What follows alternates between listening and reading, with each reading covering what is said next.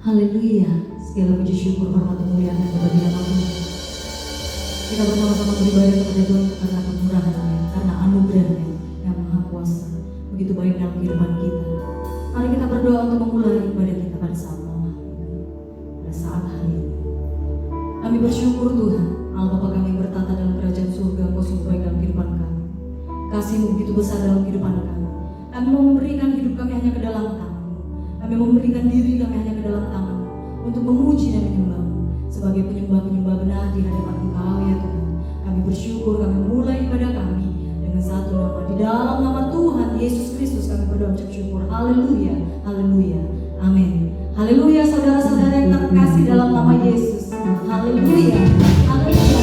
Beri kalimat langkah untuk kau terhadap Tuhan. Haleluya.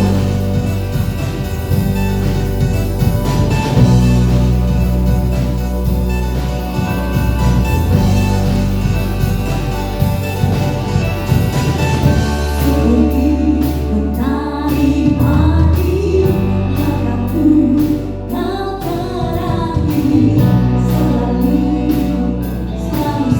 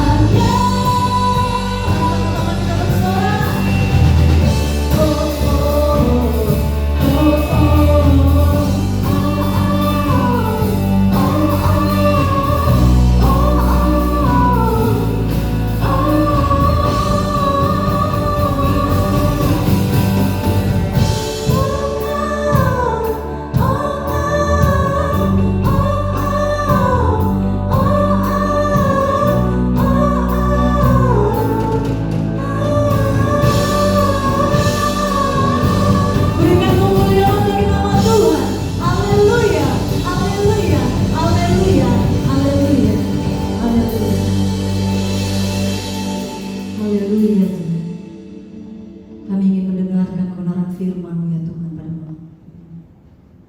Pada hari ini Tuhan, kami mau mendengarkan kebenaran firman. Haleluya Tuhan Yesus. Haleluya. Haleluya. Haleluya. Haleluya Tuhan.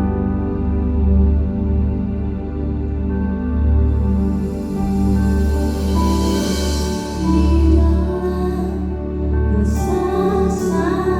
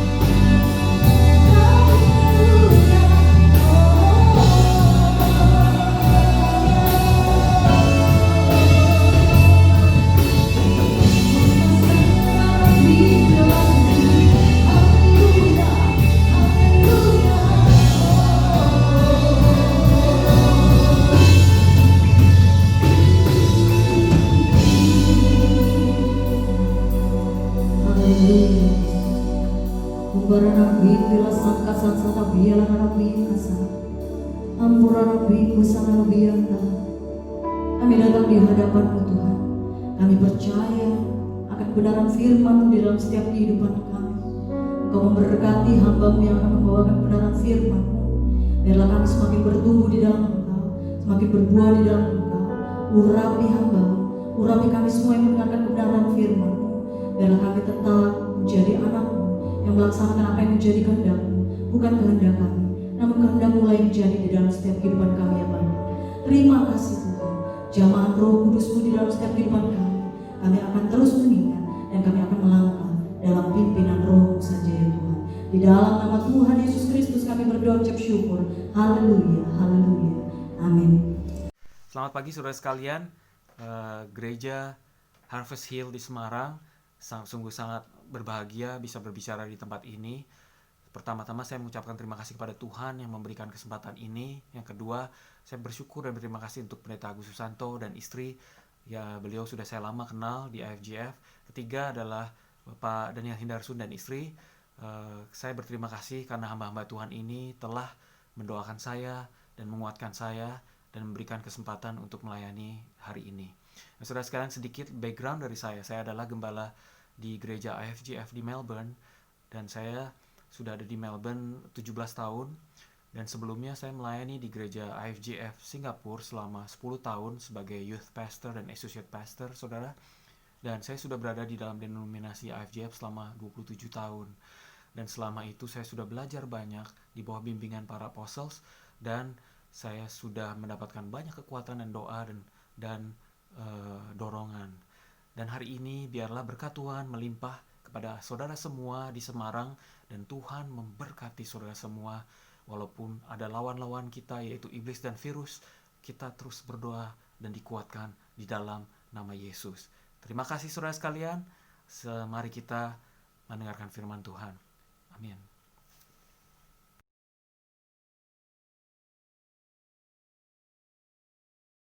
Saudara sekalian, mari kita buka firman Tuhan tertulis dalam kitab Roma pasal ke-8 ayat 35 sampai 39. Roma 8 ayat 35 sampai 39, saudara sekalian. Saya baca bahasa Indonesia. Siapakah yang akan memisahkan kita dari kasih Kristus? Penindasan atau kesesakan, atau penganiayaan, atau kelaparan, atau ketelanjangan, atau bahaya, atau pedang. 36. Seperti ada tertulis, oleh karena engkau, kami ada dalam bahaya maut sepanjang hari. Kami telah dianggap sebagai domba-domba sembelihan.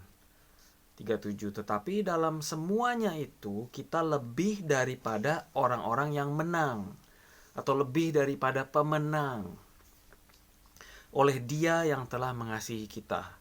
38. Sebab aku yakin bahwa baik maut maupun hidup, baik malaikat-malaikat maupun pemerintah-pemerintah, baik yang ada sekarang maupun yang akan datang, atau kuasa-kuasa baik yang di atas maupun yang di bawah, ataupun sesuatu makhluk lain, tidak akan dapat memisahkan kita dari kasih Allah yang ada dalam Kristus Yesus Tuhan kita. Amin. Puji syukur saudara, mari kita berdoa. Tuhan, biarlah Tuhan firman yang kami baru saja baca menjadi kekuatan buat kami. Dan pagi hari ini biarlah kekuatan daripada Roh Kudus menjamah kami semua. Dan karunia rema daripada Engkau memberkati hati kami, ya Roh Kudus. Ya biarlah Engkau sendiri yang berbicara kepada kami semua.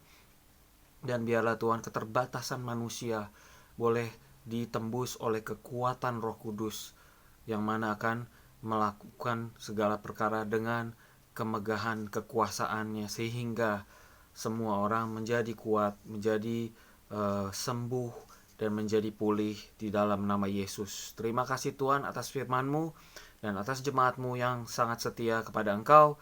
Dalam nama Yesus saya berdoa yang percaya, katakan amin. Saudara sekalian, judul khotbah hari ini agak berbeda, yaitu orang Kristen gak ada matinya. Itu judulnya, orang Kristen gak ada matinya. Nah saudara, saya akan buka dengan cerita ini. Saudara, mungkin ada beberapa dari saudara penggemar sepak bola. Menurut Global Club Soccer Rankings, atau satu organisasi yang meranking klub-klub sepak bola terkenal di seluruh dunia, ternyata klub sepak bola yang paling bagus timnya adalah Manchester City. Itu sampai bulan Juni tahun 2020. Jadi baru berapa bulan yang lalu, saudara? 2 bulan yang lalu. Manchester City adalah klub soccer yang terbaik di dunia. Nah, untuk membuat penilaian ini agak sulit. Karena kalau sepak bola itu bertanding, skornya itu kecil-kecil. Kadang-kadang 1-0, 0-0, 1-2. Jarang sampai ada skor 6, skor 8, apalagi skor 20 gitu hampir nggak ada, saudara sekalian. Jadi untuk menentukan ranking sepak bola itu nggak bisa dari skor gol yang diproduksi oleh tim tertentu. Jadi mereka melakukan suatu kriteria yang sangat kompleks untuk menilai apakah suatu tim sepak bola itu baik atau enggak. Dengan cara bagaimana cara mereka menendang gol sampai walaupun tidak gol tapi itu cara yang sulit, mereka nambah skor. Lalu ketika klub sepak bola ini sudah ronde kedua sudah capek tapi masih bisa maju dan menyerang, itu skor lagi, dan itu terus ditilik dari segala hal. Dan saudara, kesimpulan terakhir adalah bahwa tidak ada klub sepak bola yang menang terus. Karena klub sepak bola begitu, kadang-kadang menang, kadang-kadang kalah, tetapi mereka dinilai setiap gerak-geriknya secara sistematik dan teliti dan kompleks, sehingga bisa ditentukan mana klub sepak bola yang lebih baik dari klub yang lainnya. Wah, saudara sekalian, luar biasa. Tapi kesimpulan ini benar, tidak pernah ada klub sepak bola yang menang terus. Yang nyala terus itu cuman Freddy baterai. Demikian juga bisnis, saudara. Nggak ada bisnis itu yang untung terus. Saudara mau nyanyi tunggu terus, nggak bisa untung terus. Kadang-kadang rugi. Demikian juga kalau saudara berbisnis, melakukan tindakan marketing, kadang-kadang mesti rugi dulu supaya barangnya terkenal. Kadang-kadang promosi, diskon, rugi supaya barangnya laku dan orang-orang suka, lalu penjualan naik, saudara. Jadi nggak bisa untung terus. Namanya juga dagang. Saudara tahu kan, saudara? Nah, itu yang terjadi, saudara. Bisnis nggak pernah untung terus, kadang-kadang untung, kadang-kadang rugi. Yang ketiga, saudara, kalau saudara lihat di dalam sejarah, tidak pernah ada suatu bangsa yang menang terus kalau dia melakukan penaklukan terhadap bangsa lain. Kan di mana-mana, saudara, bangsa-bangsa itu berlomba-lomba untuk saling menaklukkan atau menyebarkan pengaruh atau influence ke seluruh dunia, saudara sekalian. Nah, itu juga terjadi sampai sekarang ini. Terjadi perang dagang antara Amerika dan China, saudara. Nah, dalam peperangan dagang itu tidak pernah Amerika menang terus. Nggak ada. Kadang-kadang dia kalah, kadang-kadang dia menang, dan lain sebagainya. Kita lihat, saudara, menurut sejarah, bangsa Mesir itu ribuan tahun yang lalu adalah bangsa yang superpower. Tetapi kemudian dia mulai redup. Dan kalau saudara lihat sekarang bangsa Mesir bukan bangsa yang superpower. Dia struggling, saudara. Lalu Babilonia, bangsa Irak, saudara. Dia muncul sebagai bangsa yang superpower. Semua tunduk dan takluk kepada bangsa itu. Tapi kemudian hilang, saudara. Lalu Persia, Iran. Hebat, muncul, saudara, menjadi penguasa dunia. Tetapi saudara lihat sekarang Iran penuh dengan masalah ekonomi. Lalu Yunani, di bawah pemerintahan Alexander the Great, menaklukkan kemana-mana, saudara. Tapi ya sekarang hilang, saudara. Lalu bangsa Roma dan seterusnya, saudara. Tidak ada satu bangsa yang menang terus. Kadang-kadang dia menang, kadang-kadang dia kalah, kadang-kadang dia berkemenangan, kadang-kadang penuh dengan kekalahan dan lain sebagainya, saudara. Tidak ada satu kelompok manusia di dunia ini yang menang terus. Gak ada. Kecuali satu. Orang Kristen. Orang Kristen itu menang terus. Makanya saya mau bilang bahwa orang Kristen itu nggak ada matinya. Dia menang terus. Dan menang, dan menang, dan menang, saudara sekalian. Dia selalu menang, selalu beruntung, dan selalu berkemenangan. Itu orang Kristen. Kenapa bisa begitu?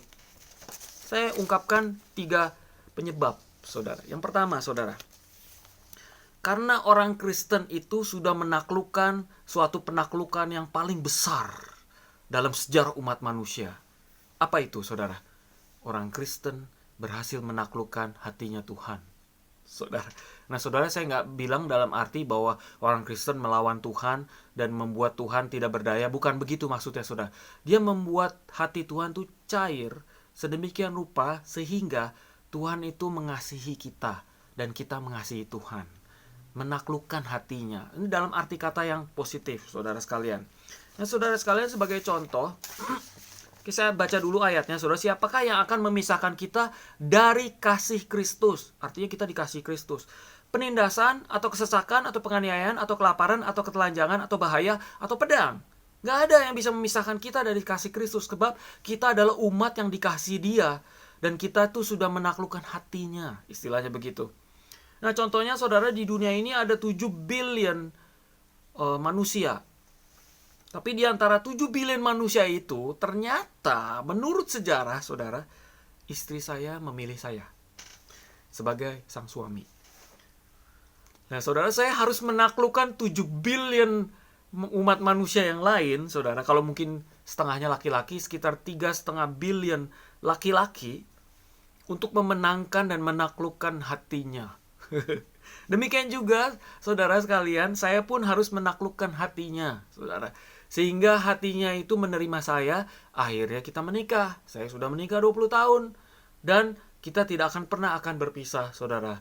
Karena kita hatinya cuman ada satu di hati kita, yaitu istri kita dan suami kita. Nggak ada orang lain, saudara sekalian. Demikian juga Tuhan, saudara sekalian.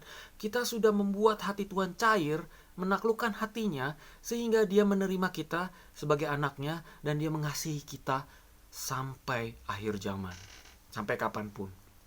Luar biasa, saudara. Itulah yang membuat orang Kristen gak ada matinya. Dia itu sudah menaklukkan hati Tuhan. Tidak dengan kekerasan, tetapi dengan cara iman, beriman kepada Dia, saudara sekalian. Nah, ambil contoh Habel itu menaklukkan hati Tuhan dengan melakukan persembahan yang berkenan, dengan iman. Saudara, Kain itu tidak berhasil dia. Walaupun mungkin persembahan yang diberikan Kain itu lebih banyak mungkin lebih bagus. Mungkin dia kasih duren. Siapa yang gak suka duren, saudara? Duren kan buah yang enak sekali. Dikasih, saudara. Mungkin dia kasih buah-buah eksotik yang mahal-mahal, import dari luar negeri. Anggur dari Australia dan lain sebagainya, saudara. Tapi tidak bisa menaklukkan hati Tuhan. Tapi Habel, dia sanggup menaklukkan hati Tuhan walaupun mungkin binatang yang dia persembahkan tidak semahal mungkin ya, persembahannya Kain mungkin. Tetapi itu persembahan yang menjamah atau menyentuh atau menaklukkan hati Tuhan. Sehingga Tuhan mengasihi dia dan menerima persembahan dia dan menerima hidupnya, saudara sekalian.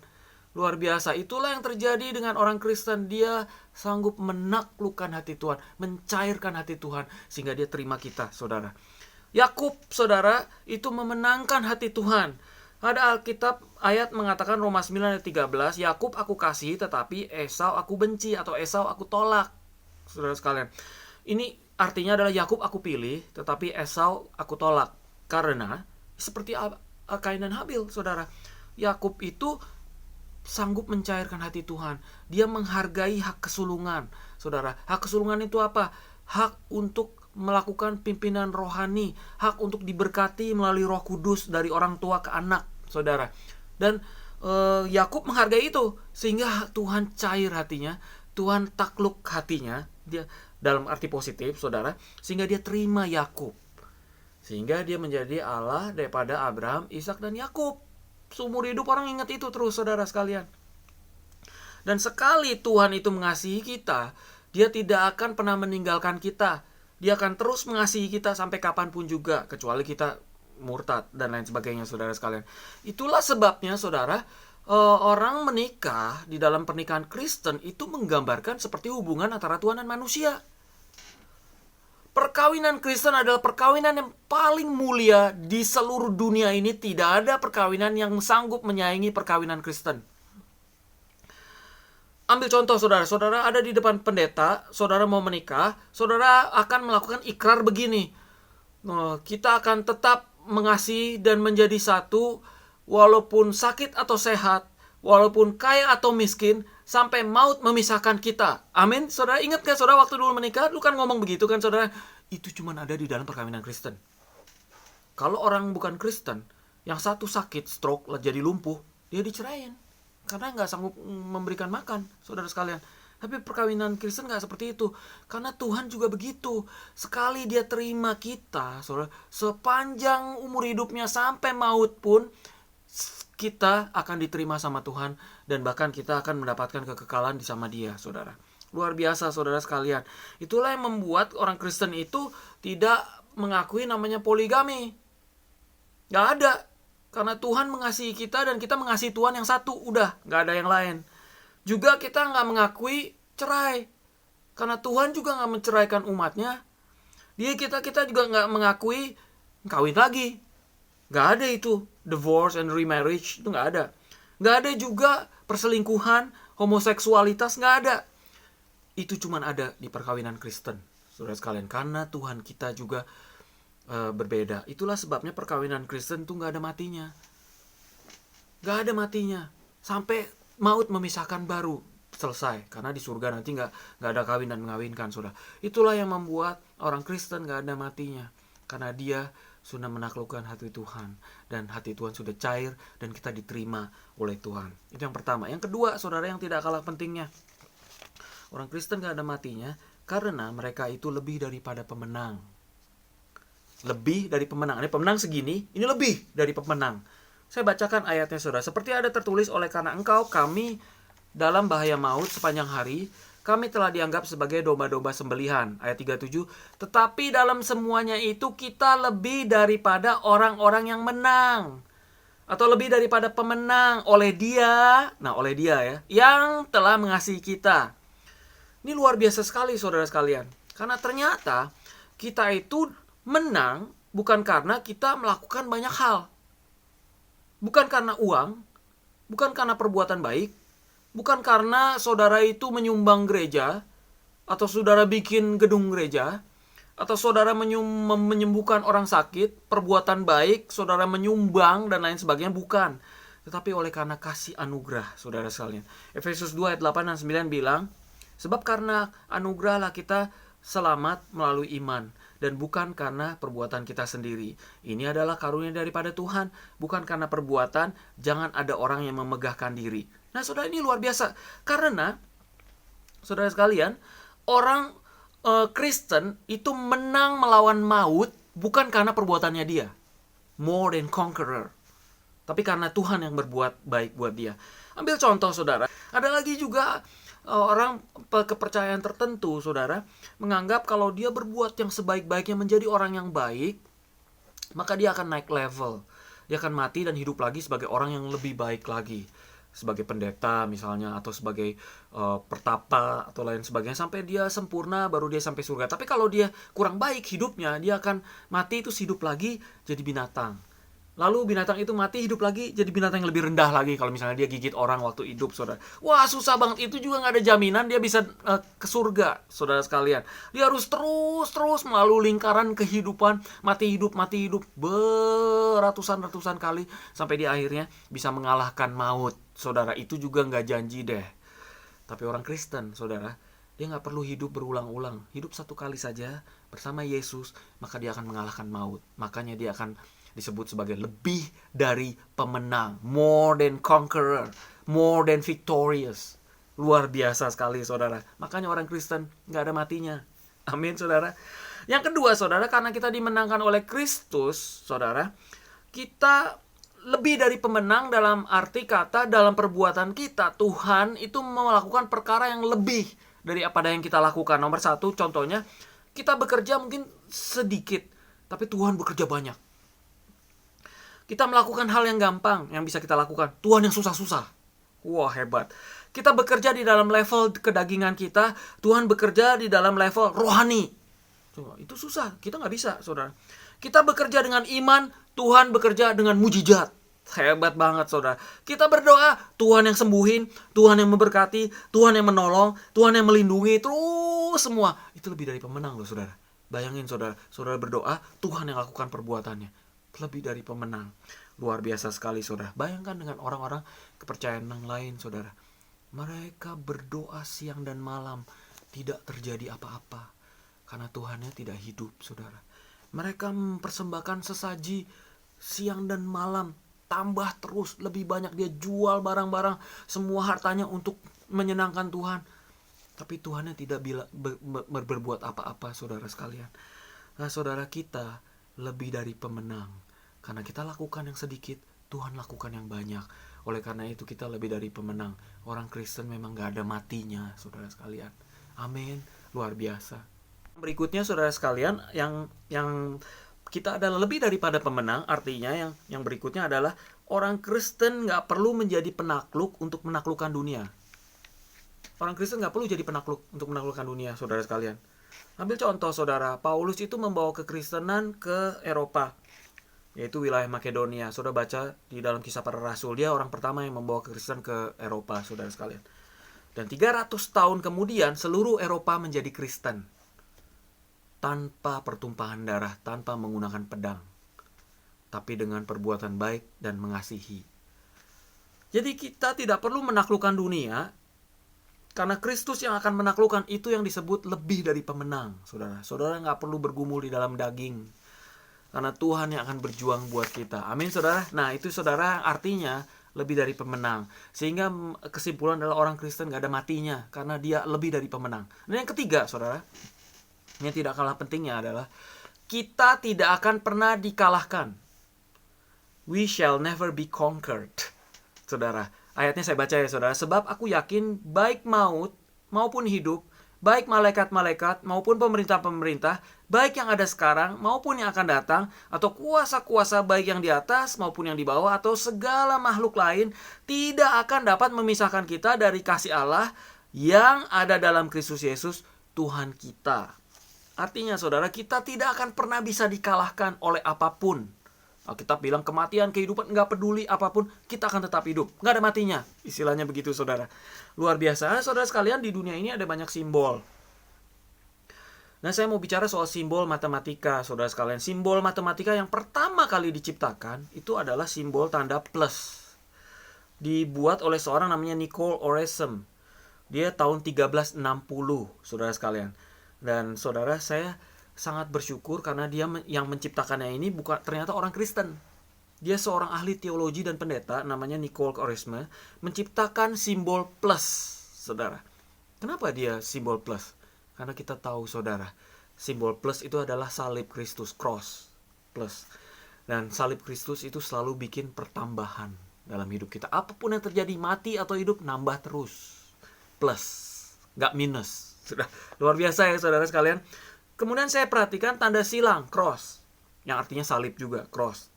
Itu diciptakan oleh seorang namanya William Oughtred tahun 1618. Juga orang Kristen dan juga pendeta. Dan saya tahu kenapa dia pakai simbol cross. Karena cross itu lambang multiplication, lambang pergandaan. Karena di dalam Kristus selalu berganda-ganda dan selalu bertambah-tambah, nggak ada matinya. Amin, saudara sekalian. Luar biasa, demikianlah yang membuat saya bangga karena tanda cross dan tanda salib itu menjadi simbol yang luar biasa. Saudara pergi berperang, ketembak, jegrek. Lalu ada orang pakai tanda salib, red cross, datang selamatin saudara. Saudara sakit perut, mesti masuk rumah sakit. Rumah sakitnya ada tanda cross, salib. Saudara akan sembuh. Luar biasa, saudara. Saudara mati sekalipun, di dalam kuburan ditulis plus, cross. Itu mati, bukan mati artinya, tapi hidup. Luar biasa, orang Kristen gak ada matinya. Dia cross plus terus, saudara sekalian. Itulah yang menyebabkan, saudara, orang Kristen itu selalu bersuka cita. Kalau kelahiran orang, dia nyanyi memuji Tuhan. Ulang tahun, nyanyi memuji Tuhan, saudara. Pernikahan, nyanyi memuji Tuhan, saudara. Lalu peringatan pernikahan ke berapa puluh tahun, nyanyi puji Tuhan. Lalu ada orang meninggal, nyanyi puji Tuhan. Pokoknya puji Tuhan terus. Kenapa? Karena orang Kristen gak ada matinya, saudara. Amin, saudara. Kita ambil contoh Kain dan Habil. Kain itu membunuh Habil. Karena dia dengki sama Habil. Habil diterima oleh Tuhan, dikasih oleh Tuhan, dia enggak, dia bunuh.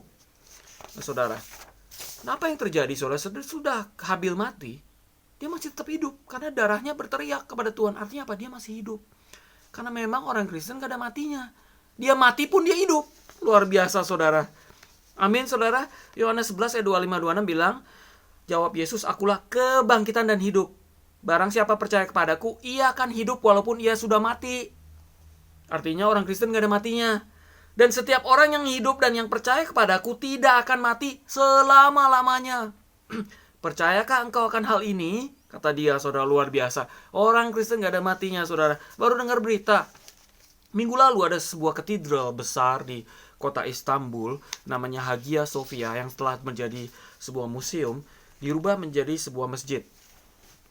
Nah saudara, orang-orang di Yunani pada marah saudara, karena mereka ortodoks, itu gereja ortodoks saudara, katedralnya ortodoks. Demikian juga orang di Rusia, di Syria dan lain sebagainya, mereka tidak suka karena itu gereja sebenarnya, didirikan sebagai gereja memang 1000 tahun yang lalu saudara.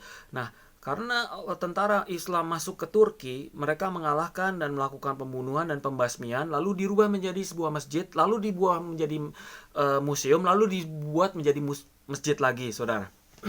Nah saudara sekalian, ini adalah tindakan simbolis. Ini bukan artinya sesuatu yang penting-penting amat, tetapi secara simbol sangat penting. Karena ini adalah lambang yang mengatakan bahwa agama tertentu ternyata telah mengalahkan kekristenan. Telah lebih berkuasa daripada kekristenan. Karena Konstantinopel itu dulunya adalah pusat agama Kristen. Bahkan kalau saudara baca sejarah, Council of Konstantinopel tahun 300 itu adalah perumusan Trinity di kota itu, Konstantinopel. Kota sangat bersejarah buat sejarah kekristenan saudara. Tetapi tindakan simbolis ini mengatakan sepertinya orang Kristen sudah kalah, kekristenan sudah mati, kekristenan sudah dikalahkan dan dipatahkan kuasanya oleh tindakan simbolis ini. Lalu saya berpikir saudara, memangnya kalau terus gedung gereja dijadikan tempat ibadah agama lain, terus orang Kristennya kalah? Enggak, orang Kristen enggak ada hubungannya sama gedung gereja. Bagus punya gedung gereja, tapi gedung gereja jadi direbut dan dijadikan tempat lain, enggak ada hubungannya. Orang Kristen tetap jalan terus. Karena orang Kristen enggak ada matinya. Gereja tuh enggak ada matinya, dia maju terus. Dan keimanan kita enggak bergantung dengan gedung gereja. Mau diobrak-abrik, silakan, urusan lu, gak ada hubungannya. Amin saudara. Jadi orang Kristen itu gak ada matinya, gak bergantung daripada gereja, gak bergantung dari denominasi, gak bergantung dari organisasi. Dia jalan terus karena orang Kristen gak ada matinya.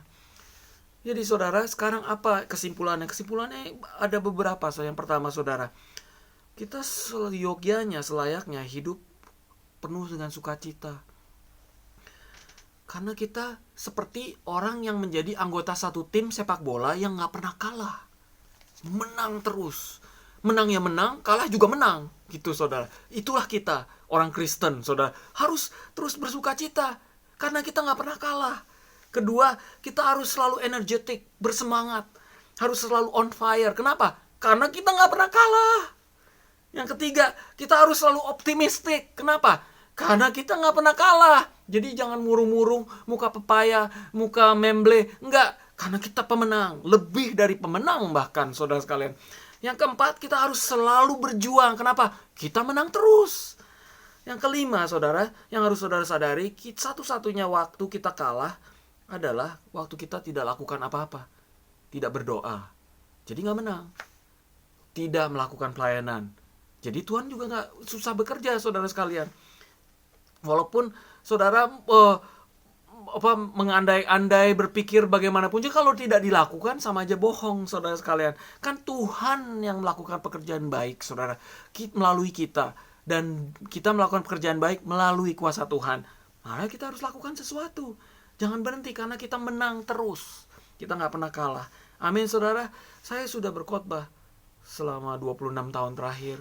Setiap minggu harus berkhotbah. Kadang-kadang 2-3 kali message yang berbeda. Saudara harus bukan. Apa yang menyebabkan saya punya kekuatan untuk melakukan itu? Satu, karena khotbah orang Kristen gak ada matinya. Terus saudara dilakuin, membuat satu mujizat, membuat jamahan, membuat orang bangkit, membuat orang bertobat. Terus itulah yang saya lakukan selama 26 tahun terakhir. Dan saya tidak akan pernah berhenti sampai akhir hayat saya. Masih dikasih mulut, masih dikasih suara, terus gak akan pernah berhenti. Saya tidak peduli berapa banyak orang yang dengerin saya. Kadang-kadang saya pernah berkhotbah cuma 7 orang yang view. Saya tetap berkhotbah, I don't care. Terus baru minggu depannya kita lihat naik 30, 60 dan lain selanjutnya. I don't care. Ya selama ada mulut, karena mulut khotbah orang Kristen gak ada matinya. Yang kedua saudara, saya terus memimpin. Dan kadang-kadang ada banyak cerita yang menyedihkan di dalam kepemimpinan. Sekalipun banyak juga yang sukacitanya saudara. Tetapi saya tidak akan pernah berhenti memimpin, karena orang Kristen kepemimpinannya nggak ada matinya. Karena Tuhan beserta dia dan menguatkan dia, dan Tuhan yang bekerja, bukan dia.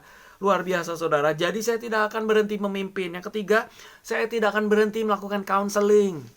Karena counseling orang Kristen gak ada matinya. Karena Tuhan bekerja melalui counseling itu. Orang bangkit, orang disembuhkan dan lain sebagainya. Karena Tuhan bekerja, gak ada matinya. Yang terakhir saudara, saya tidak akan berhenti berdoa. Karena doa orang Kristen gak ada matinya.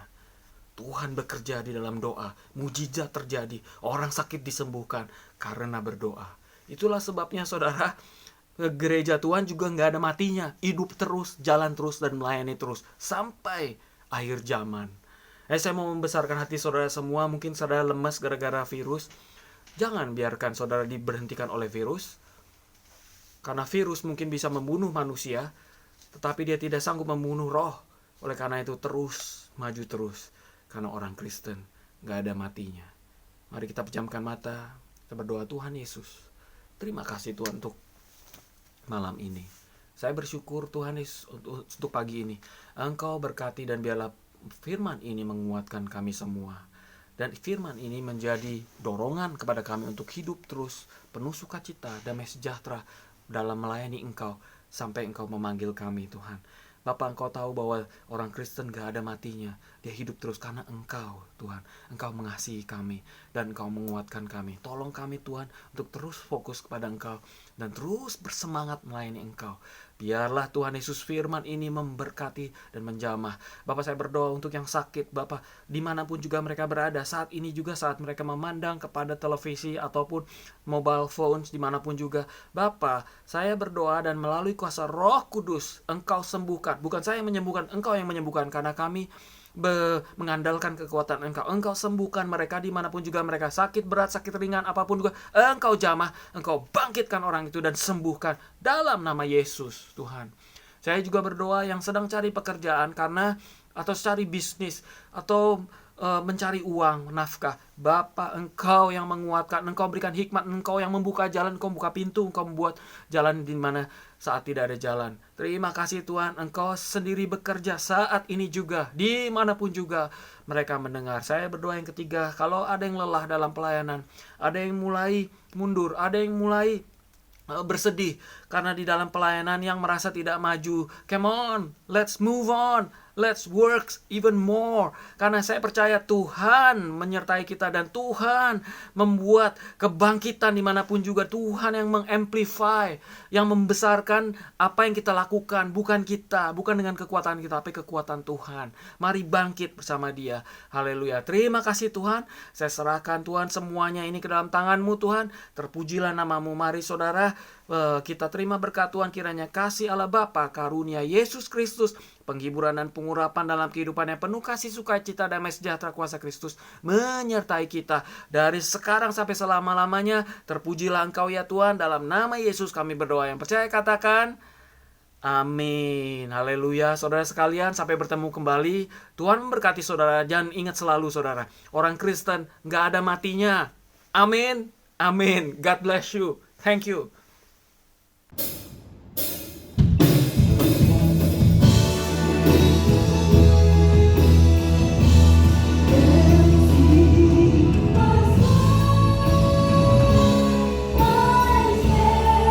Savior God.